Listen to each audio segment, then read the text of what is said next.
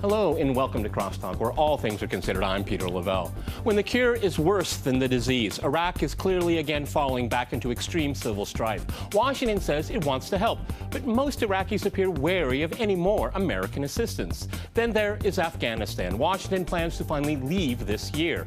The sad reality for all involved is the fact that Washington may never be able to leave.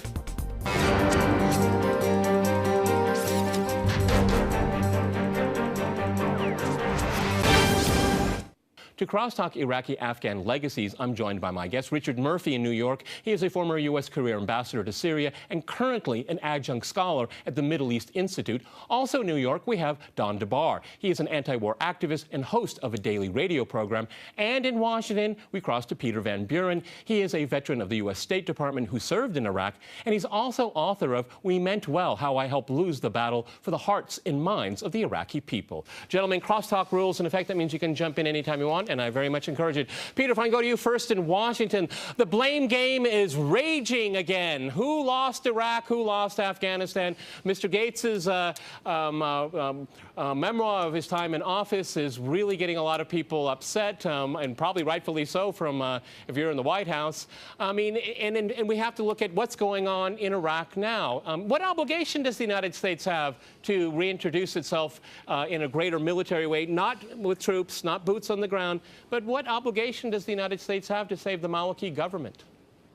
Well, the answer is none, and not that anything could actually help. The United States spent 9 years applying Hellfire missiles and drones and automation and attacks of all sorts of kinds, and none of that worked. It is the definition of mental illness to keep doing the same thing over and over and expecting different results. Introducing weapons into Iraq at this time from the United States will likely have as much success this time as it did the last time. Okay, Richard, if I can go to you in New York, I mean, again, this is kind of deja vu all over again. Do you do the same thing again? Does the United States and its Western allies try to stabilize a regime that it actually installed in the first place? Well, like it or not, it was elected. It has behaved incompetently in terms of reaching out as a majority Shia government to the Sunnis of Iraq, and it's paying a heavy price for that. It is repeating mistakes that we made ourselves during the occupation. But do we have an obligation? Yes, I think so, an obligation to those that died on our side for the investments we've made and for the far greater number of Iraqis that died, to try to help. And I think the administration, with a very limited military supply, is trying to do something, but more importantly, trying to counsel the Maliki government, for God's sakes, work for a pluralistic government and reach out to the Sunnis. Okay, Don, I mean, I've never seen the Maliki government. I wouldn't describe it as Jeffersonian in any sense, okay? It really terrorizes the Sunni minority there. It terrorizes them. I mean, it's really quite amazing. I mean, we have to remind our viewers here, there was no al-Qaeda in Iraq before the invasion, and now they have Fallujah. I mean, come on. I mean, what is the learning curve here, or is there any learning curve at all? Well, it depends on who's learning what. First of all, in terms of obligations by the United States to the Iraqi people, if we could, we should go back to the 50s and undo the damage that was done to the developing Iraqi society then. When we manipulated events so that the Baathists ended up in power because they were afraid communists or socialists would end up in power. So you had, with the Baathist trend over time, still the development of a civil society, a secular society, a material base for, a decent economy. And then the United States decided to involve Iraq in its project to undo the Iranian Revolution. And so it had Iraq go to war with Iran. And the Iraqi people suffered there again. When that was over, they weren't satisfied. There was a fabrication of babies being murdered in a nursery and a bunch of other things, and apparently Saddam Hussein exerted more influence than Washington had ceded to him in, in any kind of a grant, occupied Kuwait, and that became a reason to go to war again. Then there was the period under Clinton where the Iraqi economy was made to scream in a way that would drown out the screams of Chile under Allende. And following that was 9 years of outright bombing kicked off with shock and awe. And then the government imposed, whether they're elected or not, under a condition of occupation. Through all of it, there is an urge, like there would be in any society, for a expression of national liberation. And underlying all of the activity there, with all of the distortions that are the result of meddling and outright murder by the United States, is this spirit seeking sovereignty, self-determination, dignity, etc. Okay. And if we're going to do anything, Don, but it's interesting. Take our hands off it first. You and let mentioned that, some good words express there. itself, and then ask those people, what can we do for you? Okay, well, you mentioned some good words there, like sovereignty, for example. Peter, if I can go to you. We heard some very interesting words like sovereignty from Don here. But the interesting fact is, if Washington wants to come in and help Iraq now, this is a country that's far more aligned with the interests of Tehran in the Middle East here. I mean, after everything that has been done, is that in the interest of the United States? Don't get me wrong. I'd like to see better relations between Tehran and Washington. Go ahead. This is an example of the falsehoods of the expediency that the United States maintains in the Middle East. There's a line in the sand out there drawn by the British that separates Syria from western Iraq. On one side of the line, the United States supports Sunni fighters because they're fighting Shias or Baathists in Syria. But you step over the line into western Iraq and Anbar province, and suddenly the United States is supporting Shias who are fighting Sunnis. The fact that Tehran is a longtime patron of Maliki, with apologies to the ambassador, in 2010, the election results favored another candidate. It was the United States that sat aside with no credibility whatsoever while Tehran stepped in and brokered a deal for Maliki to take over the reins of power. The expedient processes that the United States continues to try to use in the Middle East always come back to hurt us. And while I, too, support stronger relations with Tehran, supporting Shias versus Sunnis on one side of the line and the opposite on the other side of the line certainly will not work out in the long run, and certainly does not add up to America's credibility in the greater Middle East. Okay, Richard in New York, would you like to reflect upon that? I mean, you're supporting different sides in different countries in the same conflict. It's extremely complex, and it certainly doesn't look like it's working. Just to be that I'm clear in understanding, Peter, did you say, Peter, that we were supporting Shia in Syria? We're supporting a range of fighters in Syria that are loosely considered Sunni, and I certainly understand that we're using these terms Sunni and Shia very broadly. There are subdivisions within each very large group, but as a shorthand, I think it's quite valuable. The idea being that al-Qaeda fighting against Assad in Syria is acceptable. Al-Qaeda fighting against Shias in Iraq is unacceptable. This kind of expedient decision-making never works out. All right, Peter, you made your point. Richard in New York, please weigh in. Go ahead. Yeah, I don't think we're interested in supporting Qaeda in Syria. We're looking for this elusive group, the moderate Sunni or the moderate Shia, and hoping that they will find a common ground and present a coherent political platform to get down to talks with the leadership of Bashar al-Assad in Syria. We're not interested at all in advancing the interests of al-Qaeda.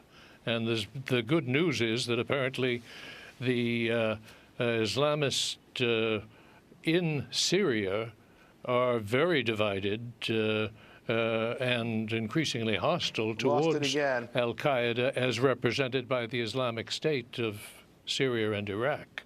Okay, Don, I'd like to go back to you in New York. But the interesting fact here is that, irrespective of what opposition group you want to support or an elusive moderate group that I don't think even exists there anymore, it's still the United States and its allies that want to see the end of a secular regime in Damascus. I mean, that adds to the riddle to all of this supporting of different groups in different countries. Well, that goes back to the beginning of the project in the late 1970s in Afghanistan. You had a secular Marxist government that was being destabilized by people who lived in the country who owned land, you know, in the rural parts who owned land, who were looking at having their property handed over to the peasants. And you had a secular state in the cities, you know, because it's a Marxist state, where the religious types who were not the center of political gravity or of cultural gravity there were being excited by the CIA.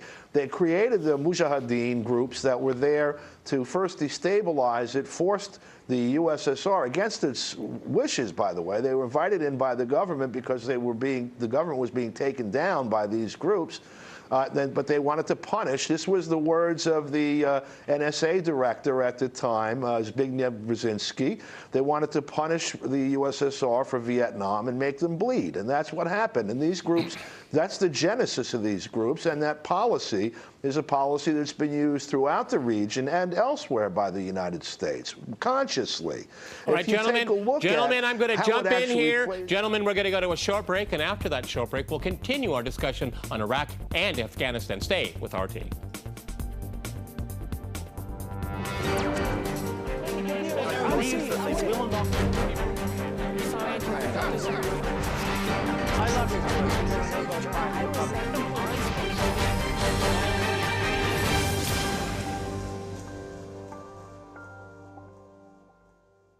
Welcome back to Crosstalk, where all things are considered. I'm Peter Lavelle. To remind you, we're discussing Iraq and Afghanistan.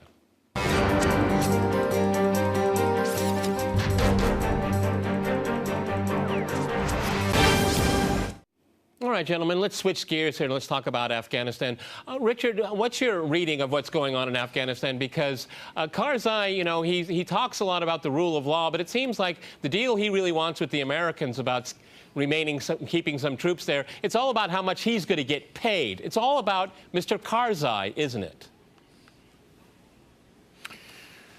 Well, he's certainly no virtuous figure when it comes to straightforward government in our sense of the word. That there has been a major corruption problem, and it's something that the Karzai leadership has done nothing about, as far as I can tell.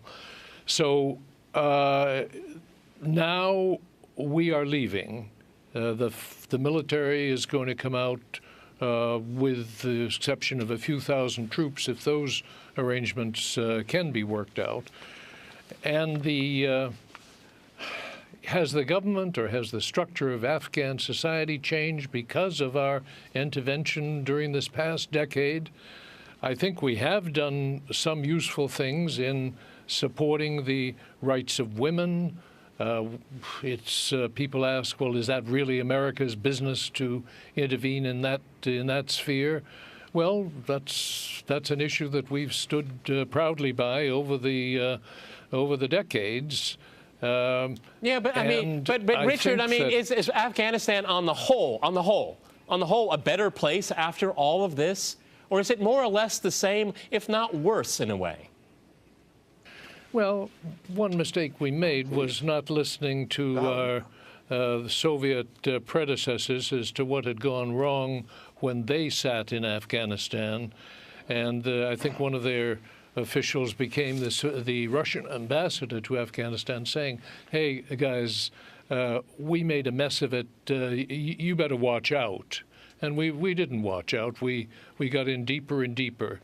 Now we're getting out. Are we leaving anything better behind?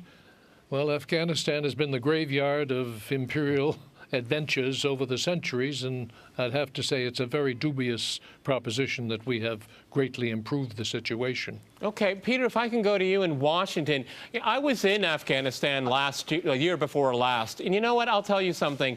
The only thing I saw standing in Kabul that actually worked out beyond a brand new mosque that's in the center of the city is a lot of Soviet architecture still standing there. I've seen nothing that the Americans made except for their compound for NATO, okay, which I was in, and it's vast. It's like being in a huge aircraft carrier, and you know what? You don't feel like you're in Kabul, which goes back to Mr. Karzai. I think he just plays the United States for a fool, because he's all talking about his retirement, how much money he's going to be able to suck out with his brothers and his family. Absolutely. And, you know, he's buying real estate in Dubai, I hear, okay? I mean, this is a guy that's playing the West, I mean, like a fool. Go ahead.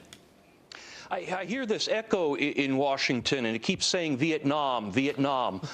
The United States has this false view of the world as a chessboard, where we can move pieces around and give them funny names, our man in Kabul, our good Sunnis in here, our bad Shias over there, and that we can move these pieces around the chessboard and cause things to happen.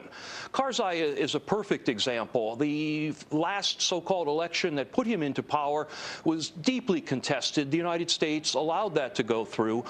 Karzai laughs at us as he takes our money, but we seem to keep giving him our money in hopes that maybe something different will happen.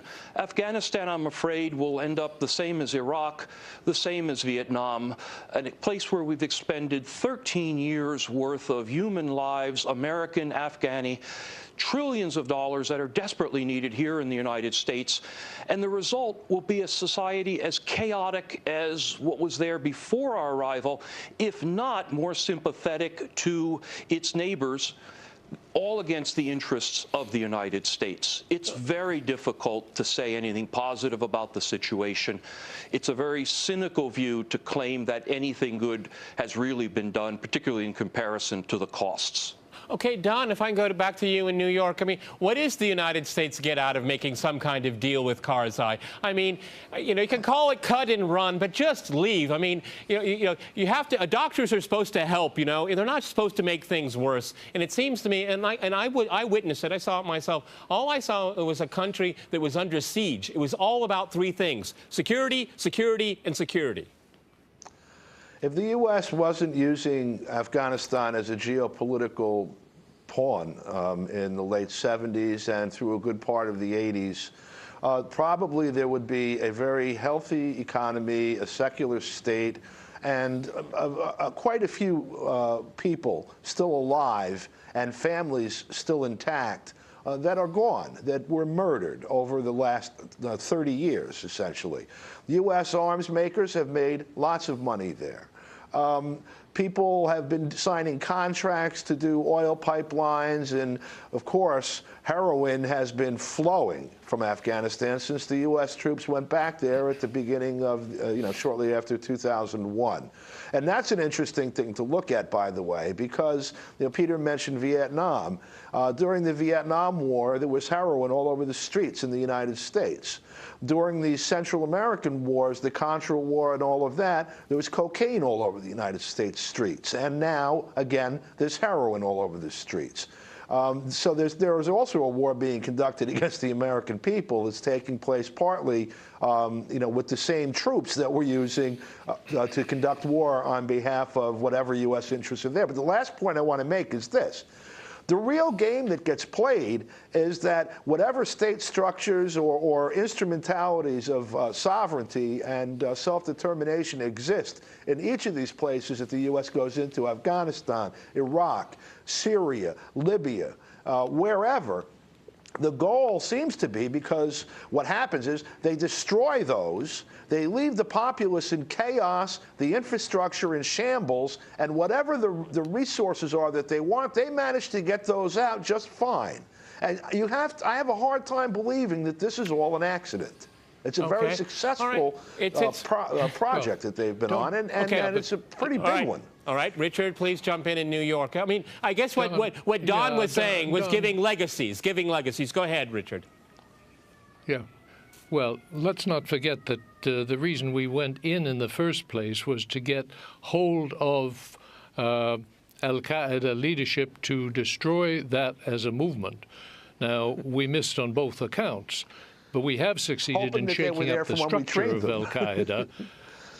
The affiliates are around. They're around in Africa. They're around in the Middle East, in Syria, etc. But the goal was to get rid of them, and we could not convince the then Taliban authorities to hand them over. That was against they saw as against their interests and their traditions. Yeah, but Richard, but don't you think, Richard, don't you think now the United States, if it wants a semblance of anything that we could even agree with on the word normality, shouldn't the United States negotiate with the Taliban directly to have an exit where the country is still sovereign, still together? Go ahead. I think that's coming. In fact, Karzai has been very irritated and paranoid, if you will, about reports that there have been some efforts to advance a better understanding between Washington and the Taliban. No, that's got to come. Okay, Peter in Washington, I'm calling this program Legacies here. What is the legacy of American occupation and invasion of these countries, 12 years on now for both, and in context of what's going on in the Middle East today?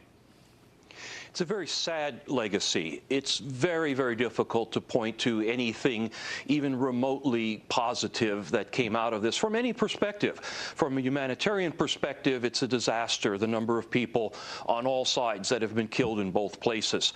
Certainly from the perspective of draining the American economy, this has been a tremendous mess and has crippled us. But more importantly, even if you take the strictest geopolitical interpretation, the economy be damned, the loss of human life be damned, we haven't even gotten anything positive out of that. To continue the same strategy that failed so successfully in Iraq, Afghanistan, and to import it into Libya and watch that descend into chaos, to import it into Syria, watch that descend into chaos. You take a look around the Middle East and you're very, very hard put to pick out a country or an area where things are even marginally better than they were on September 10th, 2001. It's time to stop.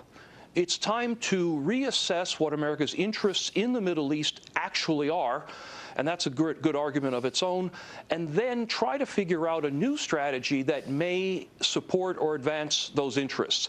Look, there's this old story about the difference between a cow and American policy in the Middle East, and the answer is after 13 years, you stop milking the cow. Okay.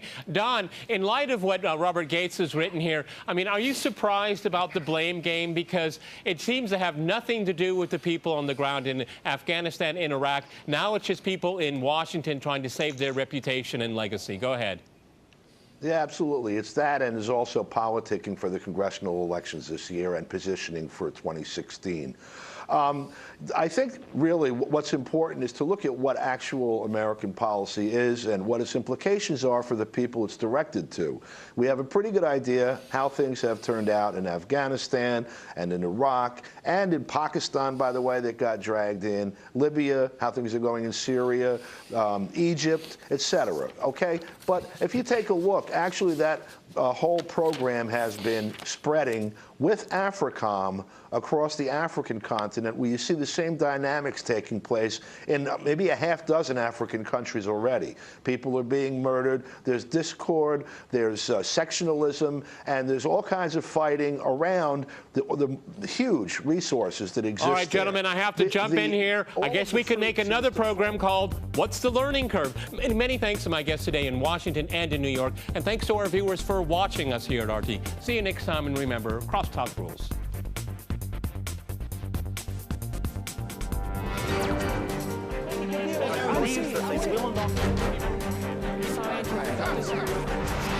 I love you.